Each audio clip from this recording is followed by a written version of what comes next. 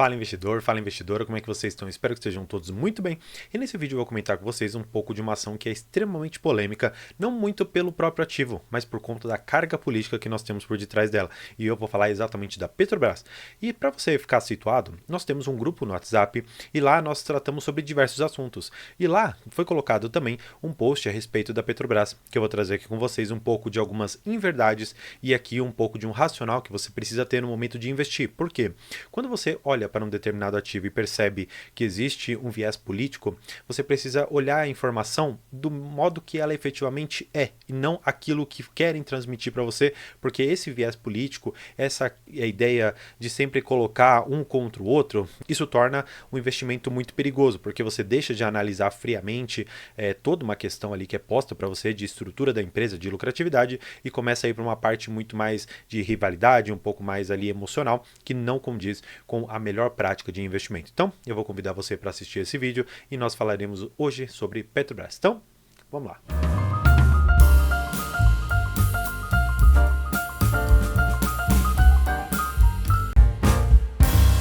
Como eu comentei com vocês, esse daqui foi o post aqui, os nossos colegas lá no grupo, inclusive quero agradecer a todos ali que comentaram e que trouxeram esse post aqui, e eles trazem algumas inverdades. E aí eu quero iniciar com isso para que você não fique sempre olhando as notícias e não consiga enxergar efetivamente aquilo que a empresa ela divulgou. Olha só, a nova política de dividendo vai cortar 25% do lucro dos acionistas. Tá. O que essa notícia ela quer dizer para a gente? Significa que a cada R$1 que você estava recebendo da empresa, você hoje vai receber os seus 75 centavos. Mas aqui é um pequeno equívoco. Na verdade, essa redução ela é de 15%. Mas essa redução, eu já vou explicar para vocês, ela é uma redução que efetivamente não é uma redução. Vai ficar um pouco confuso esse começo, mas eu peço para que você acompanhe o vídeo para você entender exatamente do que eu quero dizer. Na verdade, o que aconteceu? Nós tínhamos uma forma de remuneração que seria no fluxo de caixa da empresa, considerando uma dedução dos investimentos, ela é distribuir 60% de tudo que ela tem lá. Agora, com essa nova política, eles querem fazer uma redução desse mesmo fluxo de caixa, descontados os investimentos, e um 45% vai para os acionistas, tá bom? Então a diferença, a gente já consegue perceber que não é de 25%, a diferença aqui é apenas de 15%, tá? Só que o que acontece? Além disso, eles colocam aqui algumas outras coisas que eles querem fazer, e olha só como existe um viés político. Além de menos distribuição de dividendos, ele coloca que quer fazer aqui alguns investimentos, mas não quer distribuir dividendos, dizendo de uma certa maneira, e claro, não estou criticando a página, longe disso, eu só quero mostrar para vocês que algumas informações vocês precisam coletar muito mais diretamente da própria fonte do que de alguns canais aqui de divulgação. Então eu acho interessante você ter esse ponto.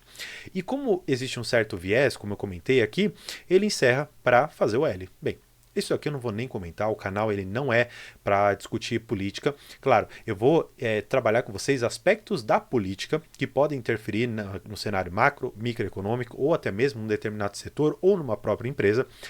É natural, por exemplo, a Petrobras, Banco do Brasil, que são empresas estatais, terem uma certa ingerência, terem ali dentro, nos seus quadros, dentro do seu pessoal, pessoas que estão na gestão que vão acabar sendo indicados políticos, como é o caso do Prats, hoje na Petrobras. Mas eu não gosto muito de olhar um tipo de notícia que me coloca algo assim, ó, faz o L, como se tudo isso aqui que a Petrobras está fazendo fosse por conta da eleição. Na verdade, eu acredito que não haja praticamente nada de eleição, nada de Lula, nada de Bolsonaro por detrás disso, mas na verdade uma questão muito mais fria em relação ao que é melhor para a empresa e aquilo que é melhor também para os seus acionistas. E aí eu quero mostrar umas informações que eu acho que são muito importantes para vocês. Vamos lá. Trazendo vocês aqui, eu tenho algumas indicações de quanto que seria mais ou menos o lucro esperado para esse trimestre. Por quê? Eles estão colocando, claro, os especialistas, que nesta quinta-feira os resultados da Petrobras serão divulgados. Eles estão esperando um EBITDA ajustado de 11,7 bilhões de reais. Claro, em relação a trimestre contra trimestre, uma queda. No entanto, isso geraria, em termos um pouco mais claros, mais ou menos 90 centavos aqui por ação de dividendos, dando aqui 3%. Fazendo uma conta de padeiro bem rápida aqui, se você considerar que a cada trimestre eles vão pagar 90 centavos, significa, portanto, que nós multiplicaríamos esse 3% por 4, ou seja, nós teremos aqui um yield de mais ou menos 12% em relação à cotação de hoje, que está ali perto dos seus 30, 29, 28 reais e fica ali oscilando muito nessas bandas. Eu particularmente enxergo que não é um dividendo ruim, na verdade, é um dividendo muito bom, e considerando a empresa que considerando ainda o potencial que tem de destravar um determinado valor com a margem equatorial, eu acredito que esses preços são muito atrativos, não só para o investidor doméstico, o investidor aqui no Brasil, mas também para o investidor de fora, o investidor institucional, porque quando ele enxerga uma empresa que está olhando para investimentos, está crescendo, está trazendo lucro para os seus acionistas, isso atrai muitas pessoas. Agora, o que eu quero mostrar para vocês, dizendo aqui que algumas pessoas estão projetando dividendos de 12% e não mais aqueles dividendos de 40%, 50%, 60%, como já foi o caso no passado. Por quê? Todo esse burburinho que hoje nós temos em relação a essa redução da própria política de dividendos foi trazida aqui, nessa reportagem aqui, que basicamente pagará 45% do fluxo de caixa livre aos seus acionistas, como eu tinha comentado com vocês. Essa nova política, basicamente, ela tem todo aquele viés que tinha anterior. Então, eles têm que ter uma alavancagem menor do que 40%. Eles têm algumas questões relacionadas a investimentos que eles estão fazendo e que isso naturalmente é descontado do fluxo de caixa para poder finalmente chegar a um determinado valor. Ou seja, no geral, eles não mudaram nada. Eles só mudaram o percentual. No entanto, e todas as pessoas estão se esquecendo disso, que existe uma remuneração invisível que está para ser aprovada, que é a recompra de ações na Petrobras. Por que eu digo que é uma remuneração invisível? Você concorda comigo que a sua remuneração ela é baseada considerando apenas aquilo que a empresa pode te fornecer? Eu não estou falando de cotação de mercado. O que a empresa pode te fornecer? Ela pode te oferecer dividendos ou juros sobre capital próprio e ela pode fazer recompra de ações com posterior cancelamento em tesouraria, ou ela pode fazer com essas ações que ele colocou em tesouraria, fazer uma bonificação para os acionistas. Claro, existe uma terceira que ele pode fazer essa recompra de ações e colocar na mão de, por exemplo, alguns diretores ou coisas assim, como forma até de remuneração pelos serviços, só que eu prefiro enxergar as questões que são mais voltadas para nós acionistas e pequenos acionistas. Olhando para isso, portanto, você consegue enxergar que o valor que ela vai tirar, por exemplo, das despesas, como assim, despesas genericamente dizendo, e uma das despesas é o próprio valor da recompra das ações, isso no final de contas vai ser o fluxo de caixa, e aí vai ter o fluxo de caixa menos os investimentos, e aí isso vai gerar finalmente para a gente um valor a receber. De uma certa maneira, você pode me dizer, André, mas eu vou acabar recebendo menos, porque a Petrobras vai comprar ações em mercado, isso vai reduzir o fluxo de caixa dela, e considerando os investimentos que ela faz, vai chegar a um valor muito menor na minha mão.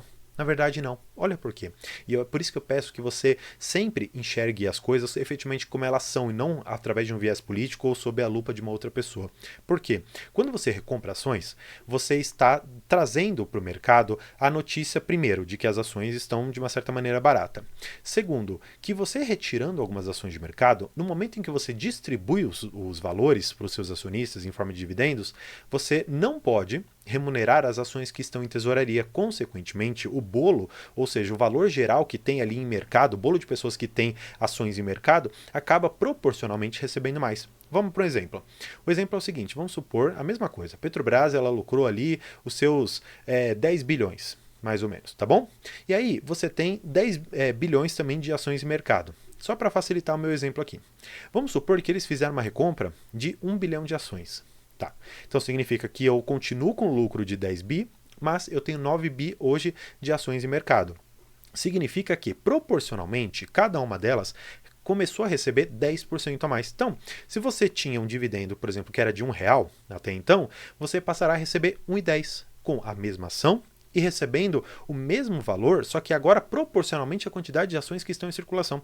Aí eu te pergunto, o que será que é melhor? A Petrobras recomprar ações dela no mercado que ela considera baratas, ou seja, nós estamos mostrando aqui que existe uma janela de mercado em que a Petrobras enxerga que as suas ações estão baratas e ela vai te pagar dividendos com base em menos ações que estão ali em circulação, ou seja, significa que cada uma proporcionalmente, como eu comentei, vai acabar recebendo mais. Essa é a ideia que eu quero trazer para vocês. Não é porque o fluxo vai diminuir que necessariamente os dividendos também vão cair. A projeção de 12%, por mais que pareça ser uma queda em relação aos anos anteriores, ela não se deve à nova política de dividendos. Ela se deve à queda do petróleo. Por quê? Se você for puxar 2022, por exemplo, o petróleo estava lá em 120, 130 o barril. Agora, por exemplo, ele já está na casa dos seus $70, 75, no máximo ali 80. Você consegue enxergar que o barril caiu basicamente metade do preço? Se você não enxerga que a própria commodity que está por detrás da Petrobras, ela caiu, e que isso consequentemente fez com que seus dividendos caíssem, no entanto, os dividendos eles ainda permaneceram, considerando uma perspectiva razoável para a empresa, acima de 12%, ou seja, uma remuneração muito boa, poxa, eu particularmente não consigo ajudar mais, porque se você não consegue enxergar de uma forma clara, tirando todo o viés político, que existe sim, por mais que reduza o fluxo de pagamento em relação percentual aqui, esses 45%, mas você tem uma remuneração invisível, uma remuneração que você não vê, mas que é muito potencializada quando você permanece com a ação no longo prazo. E esse efeito só é percebido naquele investidor que não entra para especular, que ele não entra na empresa com o viés de vender, com o viés de simplesmente surfar um determinado período e depois cair fora. Na verdade, você vai enxergar isso daqui 4, 5, 6 anos, por exemplo, e não vai ser agora. E nesse prazo todo, você concorda comigo que pelo menos nós teremos uma eleição no caminho?